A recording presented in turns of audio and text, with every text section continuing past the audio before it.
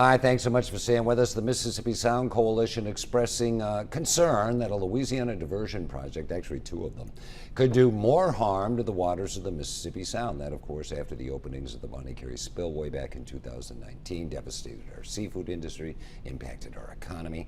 Joining us now with his insight, Mississippi Sound Coalition Manager Gerald Blessey. Gerald, I'll have you guys on. We'll talk about this subject constantly because that's how important it is. Yes, it is.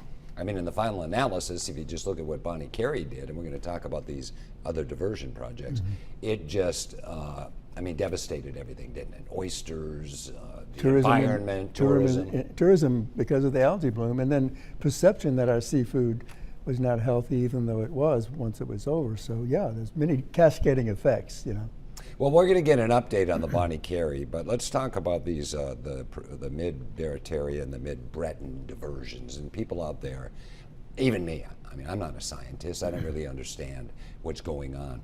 But the bottom line is, if you're going to divert the mighty Mississippi River, think you can actually do that without consequences. That's pretty naive, isn't it? It is from our standpoint because most of the studies that justified the diversions that are planned, actually the mid-Barataria is underway in the west side of the Mississippi, south of New Orleans, mid-Breton's planned, but they didn't take into account the impact on the Mississippi Sound. They stopped their studies, most of them at the Louisiana line. Well, marine life doesn't stop there, nor does the water. And our scientists at USM have shown that the water from the mid-Breton would come up and destroy the Mississippi Sound, just like the Bonnie Carey, except it's mid-Breton be open every day, so we'd be dead forever, not just a bad season. And a lot of people think this is kind of a battle with the federal government, with the Corps, but this has kind of turned into a little bit of a border war with Louisiana, hasn't it? I mean, we have allies in Plaquemine and St. Bernard Parish, because in southeast Louisiana, they're getting killed too. Well, somewhat, but we're looking for win-win solutions. We think that they can restore the Louisiana marsh with dredging instead of spillways. We think they can protect New Orleans, which we all want to do, from flooding by opening up the Morganza and others upstream, and let's have a coordinated effort that won't be so devastating. If we got it open for a week, for instance, that's not so bad, but 5 months kills us. So these diversions, they're like actually making land, or they're thinking they are. Well, they say they are. There's some. And they're saying they're stopping erosion, or what's kind of their reasoning? Well, the Mississippi River drains 31 states and 2 Canadian provinces, so there is some sediment, a lot of sediment runoff coming down. And the theory that Louisiana is using is that when you have the water flowing out of the Mississippi River, as it did naturally for years, some of that settles and builds up land.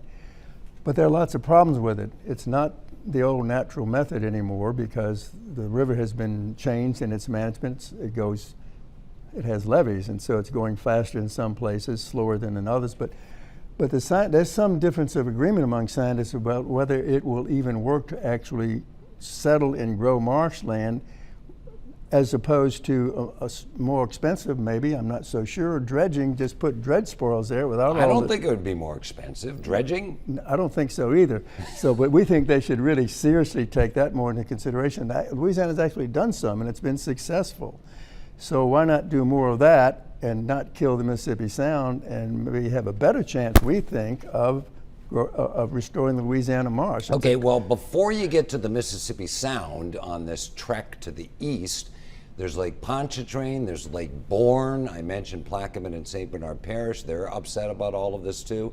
So, I mean, how closely are you working with some of our partners, if you will, in Louisiana on this? Very closely. Lieutenant Governor Nungesser, as you know, has the same position as we have. He used to be the head of Plaquemine's parish.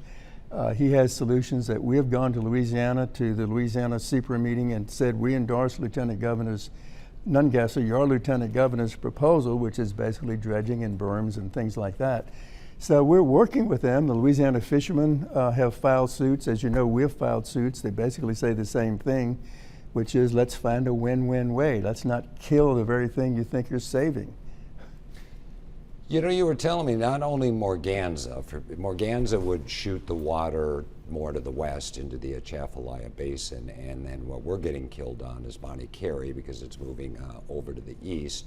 And if you're saying if there were a balance of opening those spillways, but you also told me that they're not even using floodplains up like, let's say, in Missouri and places like that, that they could use to alleviate some of that pressure. That's correct, and that's part of what we're suggesting. Look for win-wins. Let's use those upland, what used to be natural areas where floods would go, that where no one's living, and it's forest and lowlands, wetlands. Really, that's what they're intended for. Open them up when necessary to take some of the overflow, relieve the pressure from downstream, relieve more of it at Morganza. The whole river structure too is supposed to do that. It's a pretty difficult situation. They're worried about whether they can get it closed if they open it again. So you've got a lot to look at. Now the Congress, at our request, thank goodness, has told the Corps, they gave them $25 million, study all of the management of all these structures in the lower Mississippi River. How long is all that going to take? 5 years, and we're worried about 5 years, and we want them to start taking action now, but we're participating in that study, giving suggestions. We hope that that study will show that there is a win-win solution. And we have about a minute left, Gerald, and we could do 30 minutes on this. And here's what I'm going to end on. This is like news anchors reading about the Bonnie Carey Spillway and all these other projects. Freshwater intrusion in the Mississippi Sound. It's not fresh water. No, it's polluted. Polluted water. It's polluted water. It has the fertilizers and animal manure from pig farms upriver. You have, and that's important. The fertilizer is important for producing food. We need the food. The world needs the food. But let's stop it there. Let's collect it there. Like cities have to collect their wastewater instead of putting it in the river. When they opened the Bonnie Carey, that's what caused the algae bloom in 2019, killed our tourism season. You know, the algae bloom right there, nobody's going to go in the water. And MDEQ correctly said it's not a good idea to go in the water, and people thought the beaches were closed. I mean, it has all these consequences that are not intended, but we see them, and so we want to change the intention.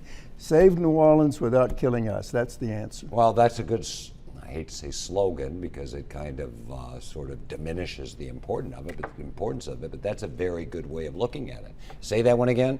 Save New Orleans, but don't kill us. I like it. Gerald, you know, it's so good to see you every time.